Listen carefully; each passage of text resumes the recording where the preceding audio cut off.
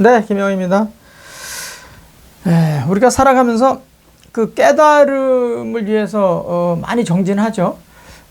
깨달기 위해서, 깨달음을 얻기 위해서 엄청나게 뭐 아주 이 수행을 업으로 하는 분들도 계시고, 뭐 업으로 하지 않는다 하더라도 엄청나게 우리는 깨달음을 얻기 위해서 애들을 쓰면서 살죠. 이거는 뭐 종교와 관계없이 깨달음을 얻기 위해서 한다. 그 깨달음이라는 게 도대체 뭐냐? 깨달은 게 어떤 걸 깨달은 거냐? 사실 이제 깨달음은 이게 크고 작음의 차이지, 끊임없이 깨달음을 얻으면서 살죠. 그러니까 조그만 거는 빨리 깨닫고, 한 중간쯤 되는 거는 한 중간쯤 수행을 했을 때 깨닫고, 또 어마어마한 큰 것은 또 어마어마한 세월을 요하게 되는데, 그것을 향해서 이제 우리가 가잖아요. 근데 깨달음이다, 깨달았다. 그러면 뭐냐 이거야. 그거는 이제 우리가 사물을 바로 볼 수 있는 능력을 가졌다는 거예요. 그러니까 정견이라고 그래서 이 사물을 바로 볼 수 있는 능력이 이제 생긴 거라는 거죠. 그러니까 조그만 깨달음을 얻었다는 것은 그 조그만 사물의 움직임을 이제 통찰할 수 있다는 거고, 크게 깨달았다는 것은 그러니까 대각을 했다. 그러면 이제 세상의 움직임의 그런 것들을 이제 통찰했다. 그래서 이제 대각했다고 하는데, 그 사물의 움직임을 정확하게 알 수 있는 것, 바로 볼 수 있다. 그래서 우리는 그 바로 볼 수 있다고 한다면, 그러면 살만한 가치가 있는 거다, 이렇게 이제 생각하는 거죠. 그래서 깨달음을 얻기 위해서 아주 우리가 뭐 온갖 공부를 다 하고 뭐 경우에 따라서 뭐 산에 들어가서 이제 수행도 하고 막 그러지 않습니까? 아무튼 이 깨달음의 어떤 방법을 이제 약간의 그 비유를 좀 한 두 개 정도 들어서 한 말씀을 드려보겠습니다. 그 맹자 형님은 2300년 전에 사셨잖아요. 근데 그 맹자는 분은 이 우물을 팔 때, 이 사람이 우물을 할 때는 옛날에는 이제 한 길, 두 길 팠다고 했잖아요. 그러니까 이게 한 길, 두 길 팠, 뭐 몇 메타 이게 아니라 한 길, 두 길 팠다.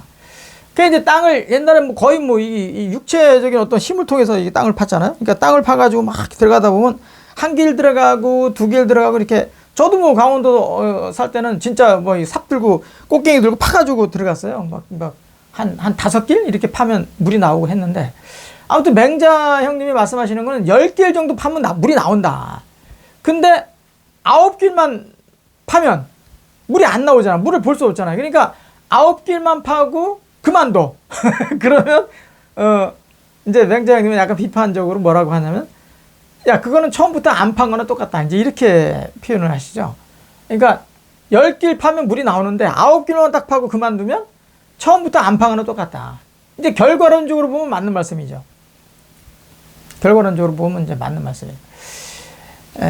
나무들 있잖아요. 나무. 우리가 이 나무들은 이 온화함이 있어요. 온화함이 있다 보니까 서로 이렇게 부딪히거나 이게 가까이 하면 불이 잘 붙어. 나무들은 그런 성질이 있어. 그런 기질을 가지고 있는 거예요, 나무들은. 그래서 이제 온화함이 있다. 화기가 아주 강하다. 그래서 이제 자꾸 이렇게 가까이 하고 이렇게 비비다 보면 이제 불이 붙는 경향이 많죠. 그래서 우리 같이 이렇게 기후가 좋은 나라에는 큰 막 수백 년 된, 뭐 수천 년 된 나무가 보기 쉽지 않은 게 잘 붙어서 그래요. 불이 나서. 그래서 그런 거예요. 뭐 속된 말로 막 수천 년 된 나무들이 있는 그 기후 조건을 가지고 있는데 보면 공통점이 약간 습하고 또 비가 자주 내리고 그러잖아요. 그래서 이제 크게 불이 안 붙으니까 그런 데는 성질하고 좀 다른 거지. 불이 자꾸 이게 불이 날 수 있는 환경이 아니니까. 아무튼 우리가 이렇게 좋은 환경에서는 불이 잘 붙는 환경인데, 이런 것을 이제 우리 옛 선현들이 이제 알아내 가지고 이 나무젓가락 같은 거 이렇게 해서 집세기 이게 얇게 이게 해가지고 이렇게 이게 팍 비비잖아요. 비비면 여기 열이 거기서 이제 있어가지고 화기가 있으니까 여기서 불이 탁 붙잖아요. 그러니까 이제 이 나무의 온화함을 잘 활용한 거지, 이 사람의 어떤 그 지혜를 가지고. 그래서 이제 한 100번을 이렇게 막 만약 가령 이제 100번을 돌리면 이렇게 막 비비면 불이 붙는다. 근데 이게 99번만 비비고 말아. 100번이면 불이 붙는데 한 번이 부족해가지고 불이 안 붙는 거야. 그러면 맹자 형님의 그 논리에 의하면 야, 그건 처음부터 안 비빈 거랑 같다. 이렇게 얘기하는 건 똑같아요. 결과론적으로 보면. 요즘에 그 동해 바다에 뭐 이제 석유가 많이 매장돼 있다. 가스도 많이 매장돼 있고.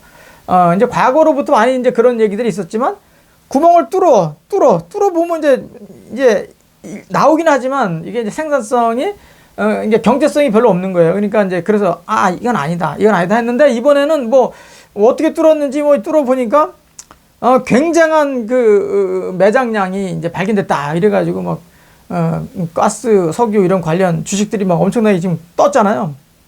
아무튼 구멍을 가령 이제 100개를 뚫어야 되는데 99개만 뚫고서 그만뒀다. 그러면 처음부터 안 뚫은 거와 같다. 이렇게 얘기하는 거랑 또 똑같을 수 있는 거예요.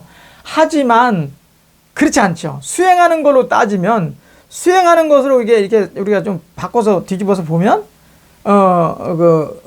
유전을 확인하기 위해서 이렇게 그거를 이제 뚫기 위해서 석유를 시추공을 많이 뚫잖아요. 그러니까 그거를 99개 정도 뚫을 정도의 어떤 그 능력이 생기다 보면 노하우가 생기잖아요. 엄청난 노하우가 생기죠. 그리고 이게 99번을 이렇게 비비는 100번을 비비면 이제 불이 붙는 거지만 99번 비볐다고 해서 불이 안 붙었어. 그렇다고 해서 이게 아무것도 아니다. 처음부터 아무것도 안 한 거랑 똑같다. 이렇게 보는 것보다는 수행으로 보면 엄청난 이게 비비는데 그 노하우가 생긴 거죠. 그래서 이거를 우리가 그냥 아무것도 아니다 라고 볼 수 없는 거죠. 우물도 마찬가지죠.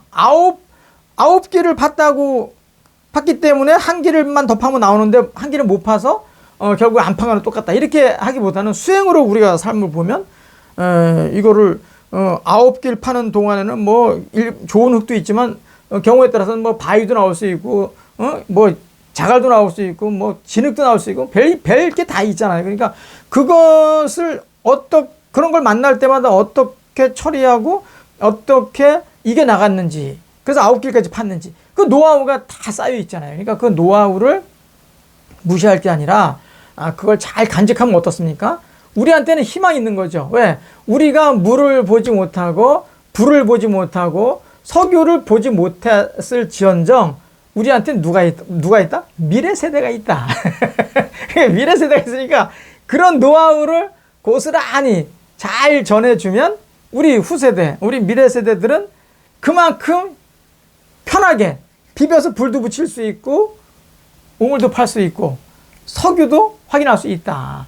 그러니까 이런 우리가 수행을 잘 해야 되지만 수행해서 결과물이 당장 없다 하더라도 그것이 미래 세대들한테는 꼭 우리 후세대들한테는 도움이 된다. 그러니까 우리가 깨달음을 얻기 위해서 무진 애를 쓰지만 깨달음을 얻지 못했다고 해서 좌절하거나 상처받을 이유는 아무것도 없다. 우리는 과정 중심의 삶이고, 그러니까 인간은 결과론적 중심이라고 많이 표현들을 많이 하지만 그렇지 않다.